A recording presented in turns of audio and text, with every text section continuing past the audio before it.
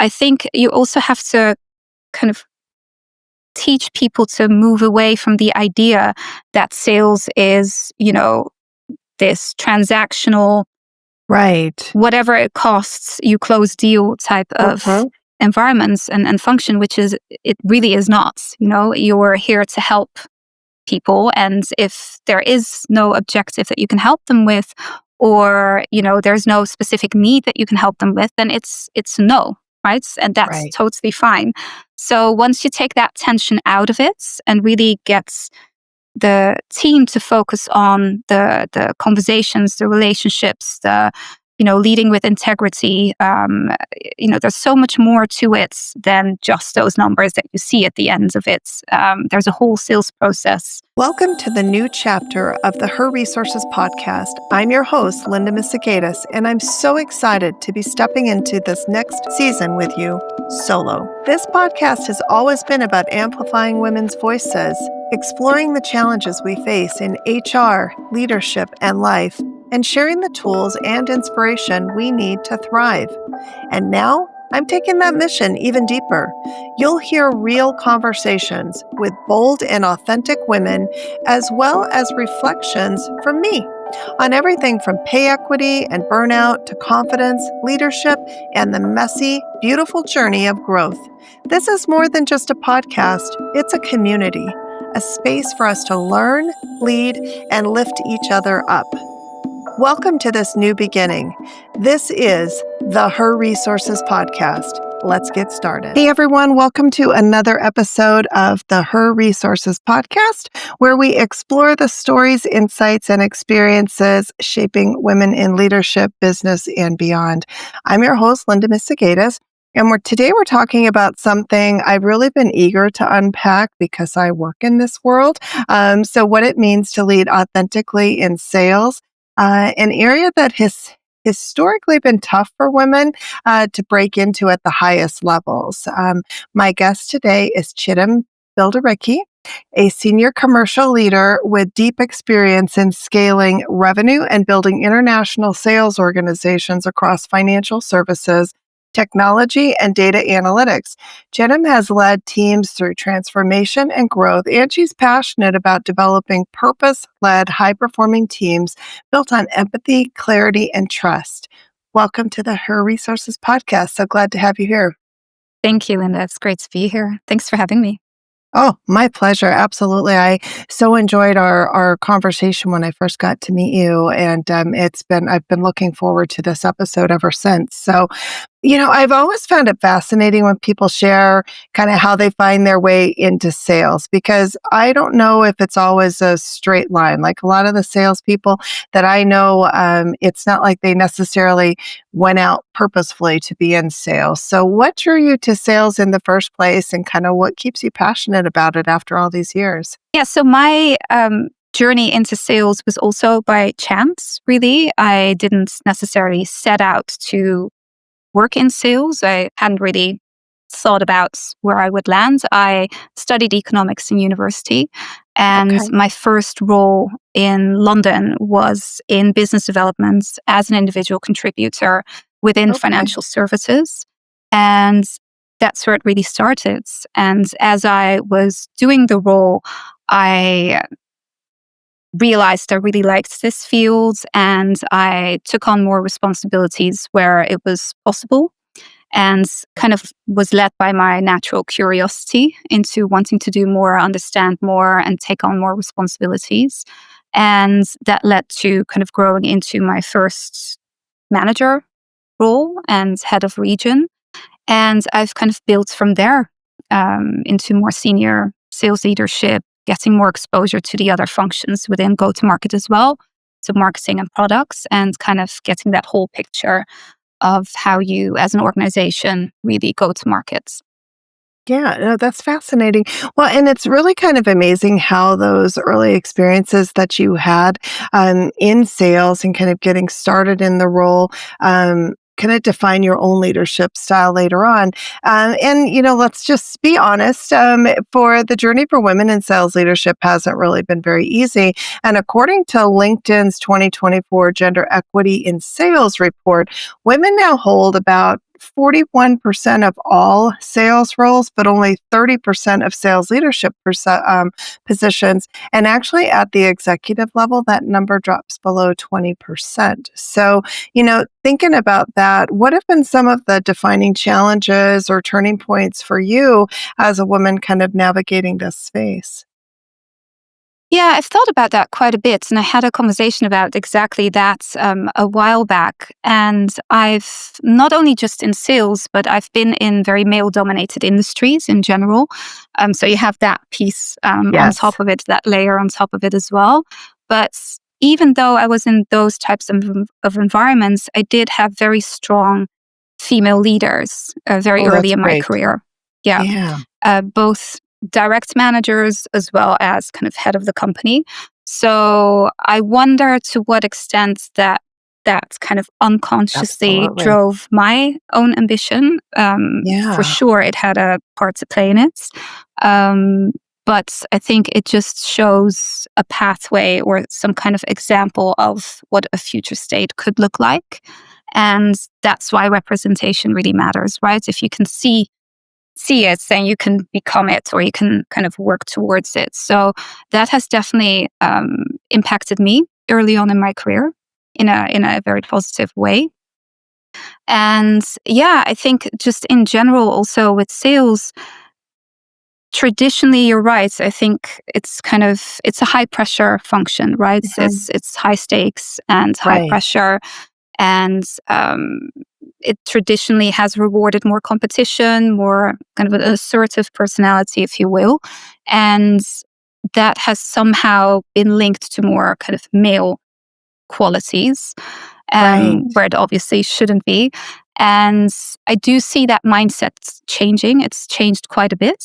And there are other things that impact successful sales and successful results as Sure. well, such as the ability to collaborate, to kind of lead with purpose, and um, really taking that whole holistic picture of it. So I do think it's changing. I don't think we're there yet. And a Right. lot of it has to do, in my view, with kind of the visibility. The other day on Yeah. LinkedIn, even, there was a post where they were kind of ranking they were ranking sales influencers, and Okay. the list was predominantly male. So that Right. got rectified very quickly because there are obviously a lot of um, great female sales Oh gosh, professionals to yes. learn from.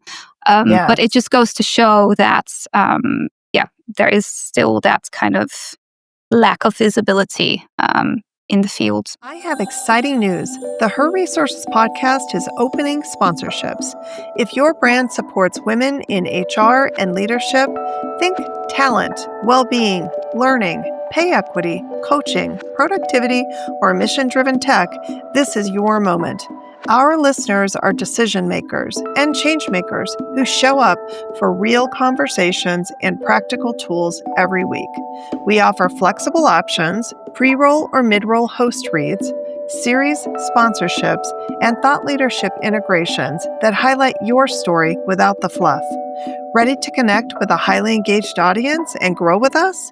Email contact@herresourcespodcast.com and put sponsorship in the subject line. I can't wait to collaborate. Let's talk about your leadership style, which is, I know something that's really important to you is leading with authenticity. And I mean, I know we hear that word all the time, and it's probably, it's really misunderstood too what we mean by authenticity, I think, around it. But when you think about authenticity in leadership, what does that look like for you?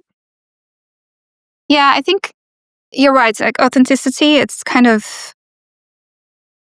perceived in a different way for different people, I think, where they Yes. kind of put into a different perspective. For me personally, authenticity, it means being genuine. So really being genuine in your approach, being genuine in your kind of commitment to organizational goals or the direction that you are going with the company, the strategy, how you interact with your team. I think being genuine is a huge part of it. And I think it's really important because so much is changing. There is a lot of uncertainty, whether it's driven by technology or the macro Right. environments. There's a lot of things that are kind of out of our control or seemingly out of our control. And I think as a leader, it's kind of your responsibility to bring people along on a journey, have that vision, Yeah. and kind of pull everyone together. And people just see through it when you're trying to kind of put up a facade, or when you're Right. not genuine, really. And then you kind Yeah. of lose trust very quickly. So I think, especially in this environment, it's really, really important. Um, and then you also have the aspects of, in the sales function, not everything is always like this, right? It kind of That's goes up right. and down. Yes. And it's got a lot to do with motivation and perseverance and kind of, having that resilience to bounce back. Right. And even more important, that you kind of lead with that clarity and be genuine in your approach. So that's really what it kind of means to me. I like that. Well, and I would imagine that it becomes even especially powerful in sales leadership where really trust is everything. And I know I was reading a Salesforce study recently, and it found that 76% of sales professionals say trust directly impacts their ability to close deals. So, if you think about how important it is to build trust with your customers, how do you feel like it's got to be even more important to then build that trust within your teams? But I've often seen that sometimes in the sales organization, sometimes the leadership approach is solely focused in on the numbers, right? It's, did you hit your quota? Did you make your forecast? How are we tracking?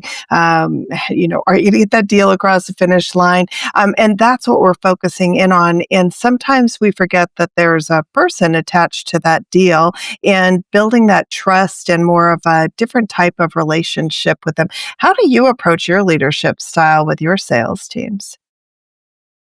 Yeah, I think so. For me, yes, sales, ultimately you measure success by the financial results. It's Yes. very clear, and you can't really go around that. You commit to No. a number and you have to deliver it as a team. But at the same time, sales is not done in a vacuum either. So you are reliant on other functions, on your internal partners. So there's a lot more to it than just closing deals and, making the numbers happen. And I think you also have to kind of teach people to move away from the idea that sales is, this transactional, Right. whatever it costs, you close deal type of Mhm. environments and function, which is, it really is not. You're here to help people. And if there is no objective that you can help them with, or, there's no specific need that you can help them with, then it's no, right? And that's totally fine. So once you take that tension out of it and really get the team to focus on the conversations, the relationships, the leading with integrity. There's so much more to it than just those numbers that you see at the end of it. There's a whole sales process, numerous conversations, account planning, stakeholder conversations. So there's so much more to it, and I think that those are kind of the areas that you can coach on. And ultimately, yes, success is in the numbers, but success is also in how someone improves and how they make progress Right. and how they get more skills. And to me personally, that's what I love about sales, as a function. That's what's kind of attracted me to it and kept me in this space. I'm naturally very curious. I like to kind of connect the dots and like to understand how things work, what motivates people. And I think when you have that mindset, you're just continuously looking to improve. And, nothing is ever, you're never done, basically, because Right. things are constantly changing.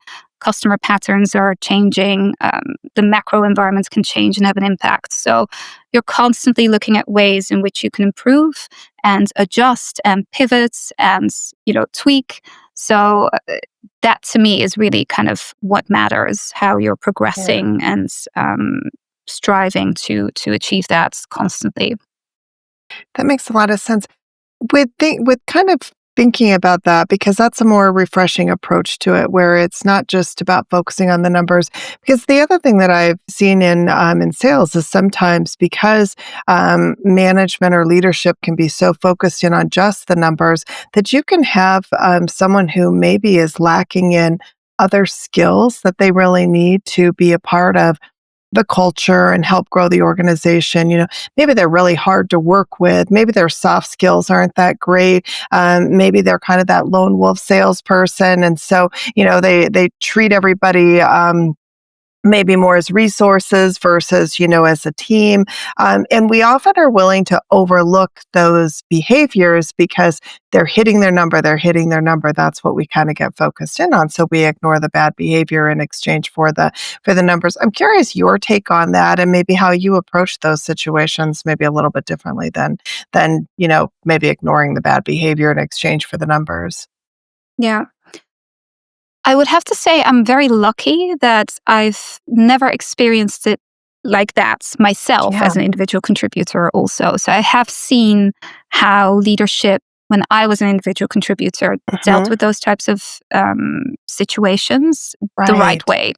So I think, it's kind of, to me, it goes without saying that, there's not a trade-off that you're willing to accept bad behavior just because someone is, hitting their numbers.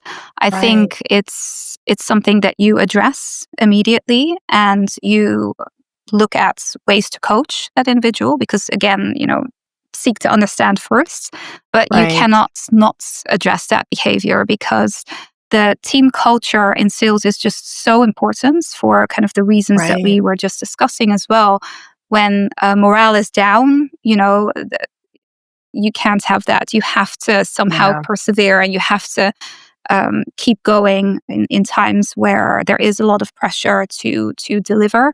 And you have to kind of be able to count on your team members as well and on your peers and as a team deliver that. So I don't believe in letting that slide just because numbers are being hit. And luckily, I have never seen that kind of behavior myself as well. So I know what the right thing to do is in those situations as well, because it only takes, you know, one situation to really break down the team morale.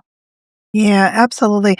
What kind of guidance would you give to other leaders who have experienced that situation? Because that can sometimes be a tough conversation to have too, even with senior leadership. Because how do I say that maybe I'm going to performance manage this person even out of the organization at this stage because perhaps the behavior is not it's not enough to have that it's just about these numbers, but how do you explain those, or how would you recommend in kind of guiding leaders who have had those experiences, and then maybe even how you have those conversations up? Because sometimes, maybe senior leadership, or your leadership team is more focused in on the numbers and not as much on the whole, situation. So just curious, like what guidance would you give to people for that may be experiencing that? Yeah, if it's a matter of another leader not addressing it, then I would kind of have that conversation with them and try to find out why. What's the Yeah. reason? Is it kind of a fear of having a difficult conversation? Because some Yeah. people really find it difficult to approach certain topics and have difficult conversations. I tend to be quite direct in kind of my approach and very transparent, but that's not everyone's style. So it Right. could just be as simple as coaching them through having those types of difficult conversations. If there is something else behind it, like a Sure. fear of not hitting the numbers or um, something along those lines, then let's talk about that. I think Yeah. either way, you just have to address it and find out what is holding the leader back from addressing this behavior. And also just talk it through towards the end, right? If it's a short term win that you're focused on right now, but it Right. goes to the detriment of kind of your long term, then what are we doing here, right? With Yeah. not addressing it. And then you also have to kind of see it goes back to kind of the authenticity that we were talking about, right? If your organization is promoting a certain type of environment and a culture, collaborative, etc., and this kind of goes against those values, Right. then again, from a different angle, right, and a different perspective, why Yeah. are you not addressing that as a leader? I think those are kind of fair questions to ask and to kind of dig a bit deeper into what's holding them back of addressing it with the individual. Are you ready to take your podcast to the next level? Let LJM Productions help you sound your best. We specialize in podcast editing, production, audio restoration, and mixing, ensuring every episode is polished, professional, and ready to wow your audience. Whether you're just starting out or a seasoned podcaster, we'll handle the technical details so you can focus on sharing your voice. Partner with LJM Productions today and hear the difference. We shift a little bit to something that's close to, I think, both of our hearts, which is about women supporting other women. So often our success is really connected to those people who believed in us and sponsored us or gave us that nudge when they needed it. So who are some of those people for you? Yeah, I think it really goes back to kind of early career, I would say, because Okay. those were kind of the formative moments for me in terms Yeah. of figuring out what I wanted to do and what I wanted to take on next. And I think, you can have different kinds of supports, right? It's when you're early in your career, you may need more support with kind of gaining more confidence or how you communicate things or present things or certain skills that you still need to develop. And Right. when you're kind of mid-career or later in your career, maybe it looks more like kind of advocacy, like Mhm. being your voice in rooms and discussions when you are not Right. there, right? So it can take on different forms, but it's super powerful. I would say, women supporting women and elevating others for all the reasons, that we discussed as well. If I Yeah. maybe hadn't had those few kind of strong female role models early in my career, you know, would I have had the same kind of drive to land where I've landed now, or would I be Right. somewhere else? I don't know. But those types of influences do have an impact, especially when you're early in your career, you're still trying to figure it out. So I think, yes, if I look at the moments that have moved the needle for me in terms of figuring out what I wanted to do, it's really been kind of those early first few Yeah. kind of job environments that have really shaped that for me and yeah, given me the confidence to also learn how to ask for things and ask for opportunities because that's the other part of it. One part is Yes. figuring it out, and then the other part is okay, how do I make it happen for myself? How do I make the case for a certain opportunity, and how do I get others to support that? Yeah, it's really tough. Well, and I think, there was a McKinsey and Lean-In study in 2024 on women in the workplace. And the study says that women with sponsors are 3 times more likely to move into leadership roles than those without one. But yet there are so many women out there who are still afraid to ask for that advocacy or even to be that sponsor. Like there's still a hesitancy sometimes for other women to sponsor women. And so I'm curious, like from your experience, how can we continue opening doors for one another, especially in competitive situations like sales or even really just in leadership in general? Because leadership is very competitive. There's only a few spots at the top. So, Yeah, very true. I personally really believe in kind of the pragmatic actions that you can take that can have a big impact. Things like referring someone or making an introduction or mentioning someone in a meeting or dropping a yeah. name. Right. It can be very, very pragmatic, Yeah. but still have a large impact. So And true. it doesn't take that much to do that either, right? You just have to kind of be intentional about it. And I think that's the other part of it. As leaders, you can't really leave that type of supports up for luck or chance. You have to kind of build Right. structures around it. And I think a lot of organizations do. Like, they will have a certain program, or if you have manager aspirations, that they focus in on specifically certain groups to get that training. But equally, it's kind of your job to pay it forward and open doors for others. Yeah.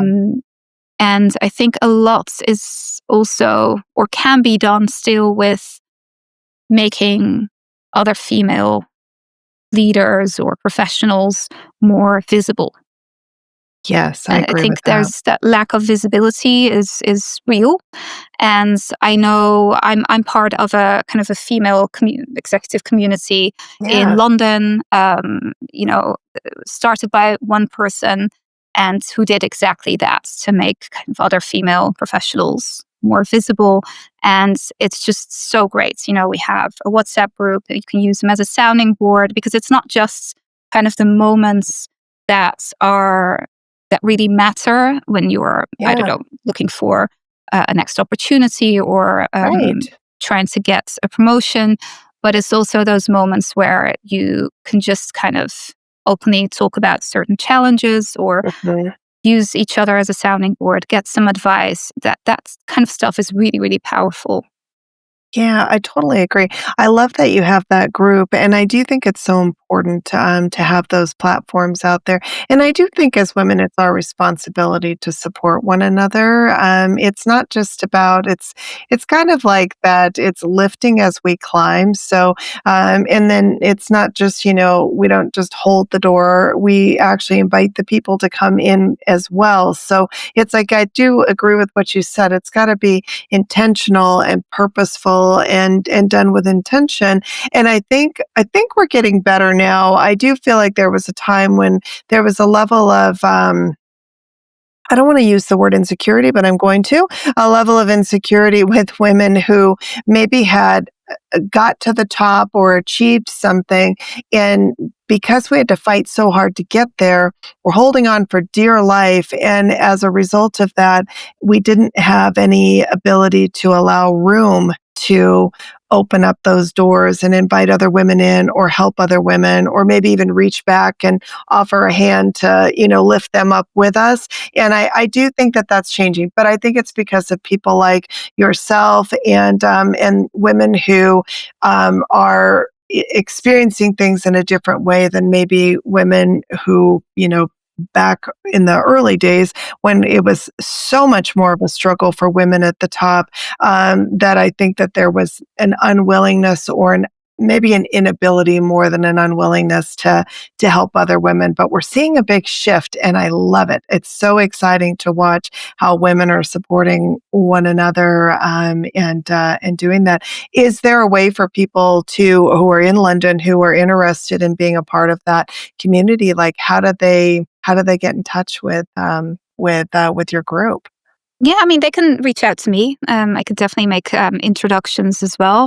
And I Yeah, think also you're right. It's more. It goes back to that visibility. There are a lot more kind of women-focused there are. membership groups and communities, pretty much in every hub. If you look at it, um, so it's definitely changing, and having that visibility is definitely helping.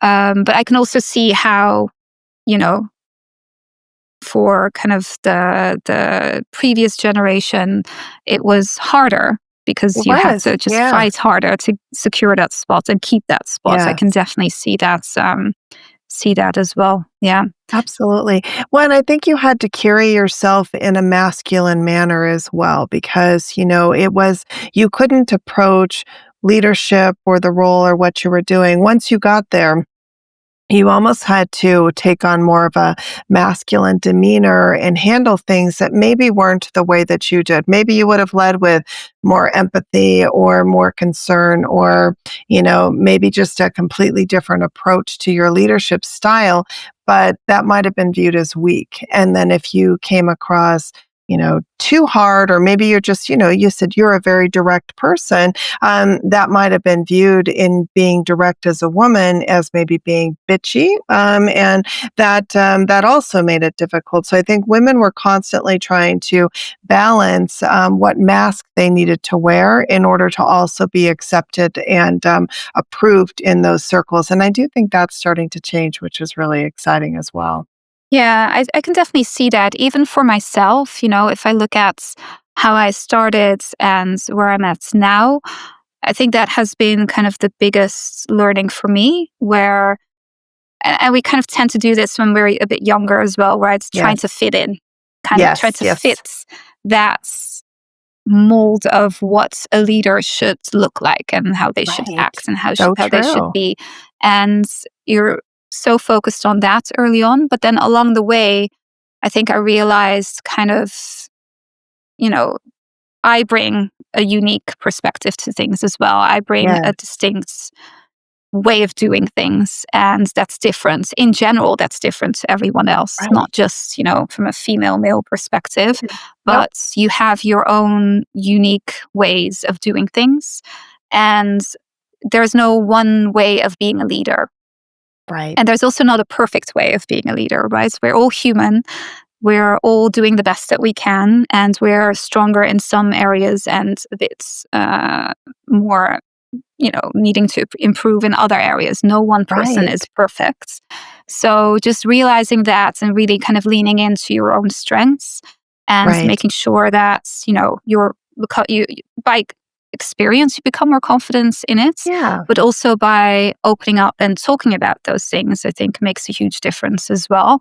But I also think just in general, being a leader, what that looks like has Yeah. changed as well, also for men, I feel, right? That is true.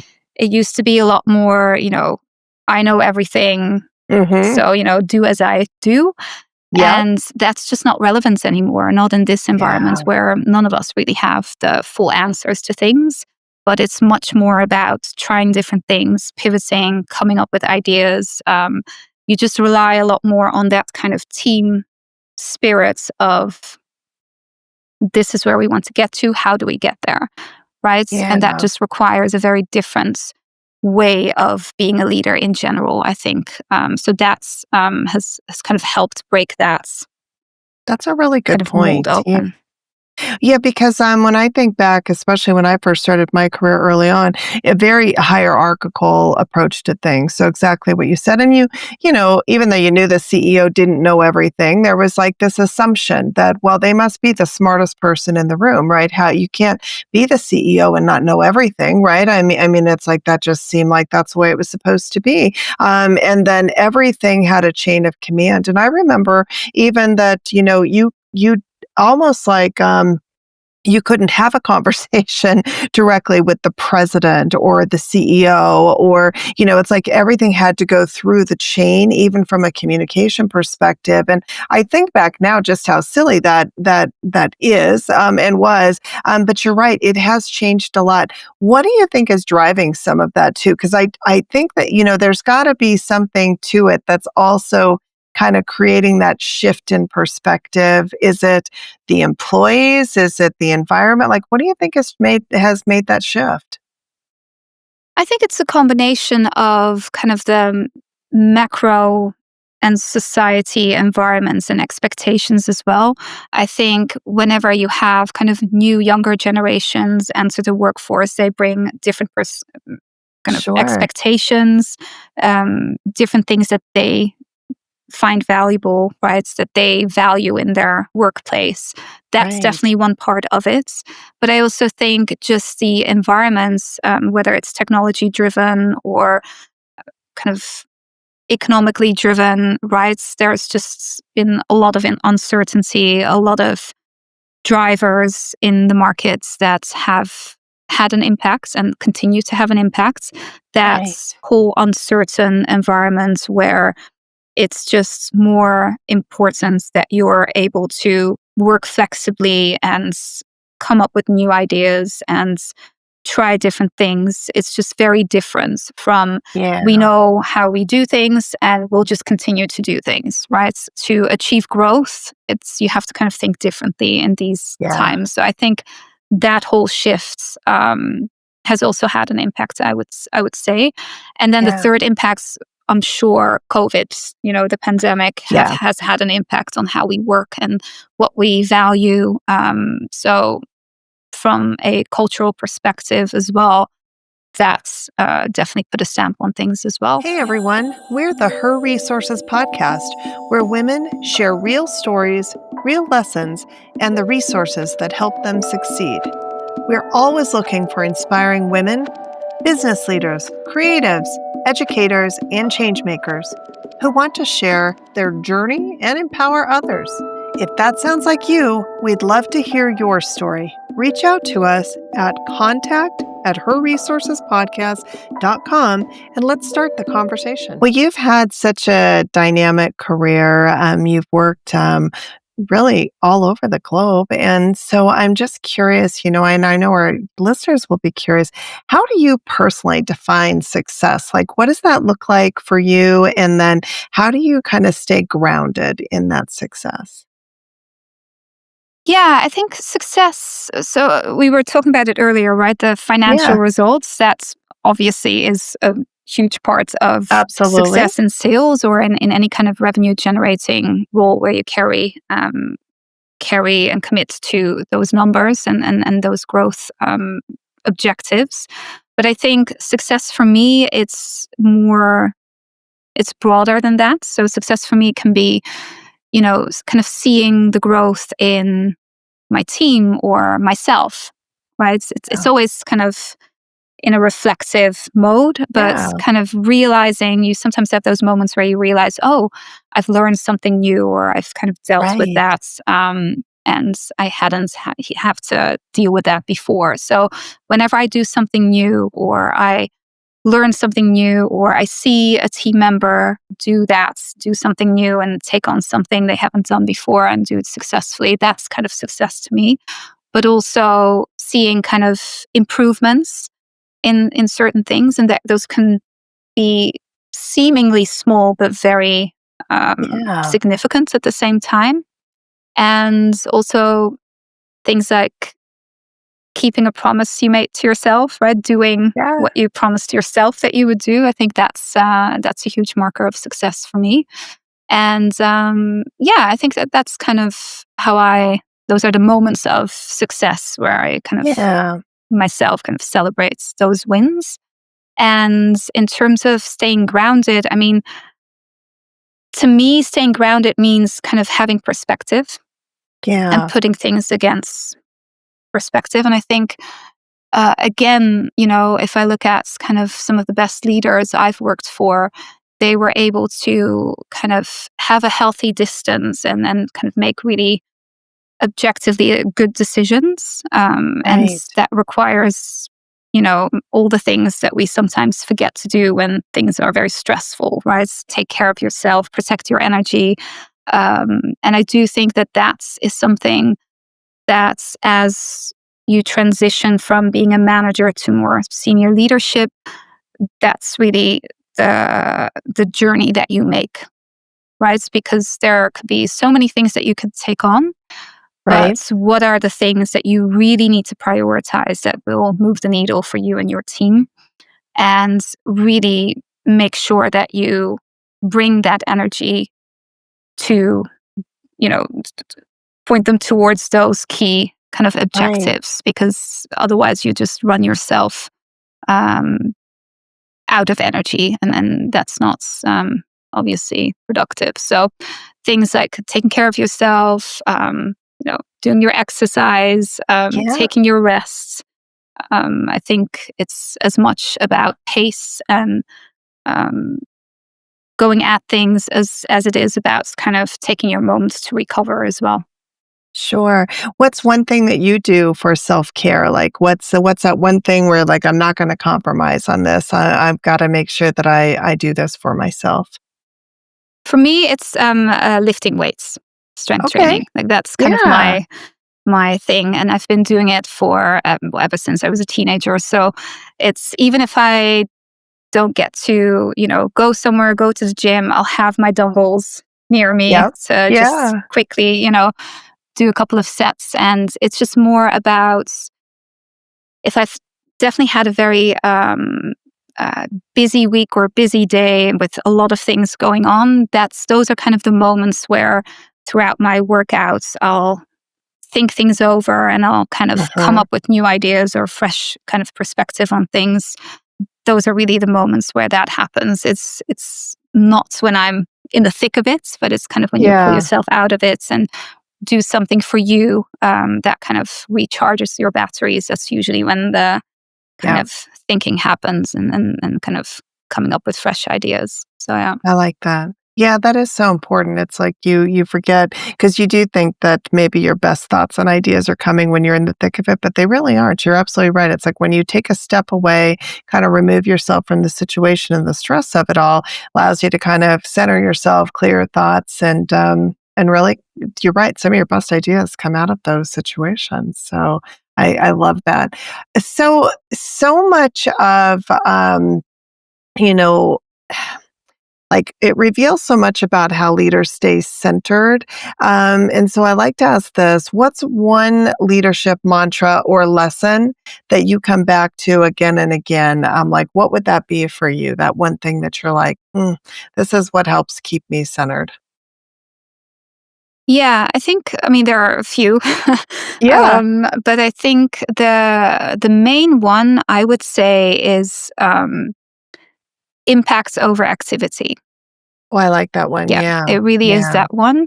And especially if you're kind of an aspiring leader or you're looking to transition from being a manager to more kind of people leadership, I think that is the key thing to start thinking and start communicating as well Right. in terms of impacts, I like because that. there are a lot of things that you could take on, a lot of tasks, but it then becomes about, okay, which ones do I prioritize? What is going to move the needle for us to achieve our objectives? Because you don't have infinite resources and you don't have infinite time, right? So you have to Right. prioritize. And especially in a sales environment where you really have to make sure that the time you spend are on the right things and the right kind of Yeah. ways of getting to where you need to be. So, yes, I think that would be kind of my key one. Yeah, I like that one for sure. Because we can find ourselves getting too caught up in just a bunch of busy work. And to your point, it's like you can have all this activity going on, but what is the impact of what it is that you're doing? And so, really trying to be able to take a step back and reprioritize, take a look at where you are spending your time, and then make sure that it is being impactful and that it's meaningful, and for both you and the organization as well, because it has to be meaningful to you as well, right? Yeah. Yeah. No, yeah, Yeah. absolutely. Yeah. Yeah, absolutely. Well, that's great. This has been so good talking to you. And I know that our listeners are going to walk away feeling inspired and, just kind of thinking about leading with purpose. And so, what's the best place for people to connect with you if they want to follow your journey? I know you're on LinkedIn. Is that the best way for them to connect with you? Yeah, I think that that's kind of the best way. I think Yeah, I try to be kind of consistent. I'm not, I don't post things every day, but I do try to sure, be sure. consistent and kind of share things along the way. But yes, I think LinkedIn would be the best platform to reach out. Yeah. Wonderful. Well, and we'll share Chittim's contact information in the show notes so you can connect with her and learn more about her journey and what she's doing. Is there anything you'd like to leave our listeners with today? Ooh, yeah, I think, kind of to sum up what we've already kind of talked Yeah, about, I think if you're not doing it already, just really look at and think about what is so unique about me? What is something I'm bringing to the table that others aren't? And really try to kind of lean into that and be grounded in that, because I really truly believe that everyone brings a different perspective and brings yeah, something unique to themselves. And a lot of the times in kind of mentoring conversations, I find that people tend to see that as kind of their weaknesses when it's actually their strengths. So, Yeah. if we're talking about leading with authenticity and kind of Mhm. being uh, confident in who you are and bringing that kind of in your day to day, Yeah. then I think that's kind of a key part of it, to really see that for yourself and start communicating that. I like that. That's really great advice because I do think that sometimes where we forget to focus in on ourselves and what we bring to the table. And to your point, it's like those areas of opportunity where we can really shine. And so we're always in this space where maybe we're comparing ourselves to others or we're trying to achieve someone else's greatness instead of focusing in on ourselves. And I really think that's amazing advice to give. Is like find that thing and really kind of capitalize on it because it's so important. And remember, it takes work too, right? I mean, I think that's the one thing that there's no magic pill for anything, and there's no magic approach to your day to day job, whether that's in leadership or whatever you're doing. It all takes effort. It's practice. It's refining your skills and really kind of continuing along that growth. It's that whole growth mindset, right? Not getting stuck in the fixed mindset. So Yeah, no, I absolutely agree with that. I think just being a lifelong learner, I think that that's yeah. kind of where you want to be. Yeah, Absolutely. No, that is great. Well, I really appreciate I'm so glad that we connected and I got to spend more time with you. And for everyone listening, thank you for tuning into the Her Resources podcast. And if today's conversation resonated with you, share it with someone who's maybe on their own leadership journey and can learn some things from Chittim's leadership journey as well that they can apply to what they're doing. And remember, leading with authenticity doesn't mean that you're leading without fear. It means that you're leading with your heart. And so until next time, I'm Linda Misegadis, and this is the Her Resources Podcast. Thanks, everyone. You've been listening to the Her Resources Podcast, where women's voices, leadership, and growth take center stage. As your host, I'm here to remind you that the journey isn't always easy, but it is always worth it. Every step you take to build confidence, create impact, or use your voice is part of a much bigger story. It's the one that inspires others to do the same. If this episode spoke to you, I'd love it if you subscribed, left a review, or shared it with another woman who's ready to step into her power. And as always, thank you for being a part of this community. Together, we're not just changing conversations, we're changing the future.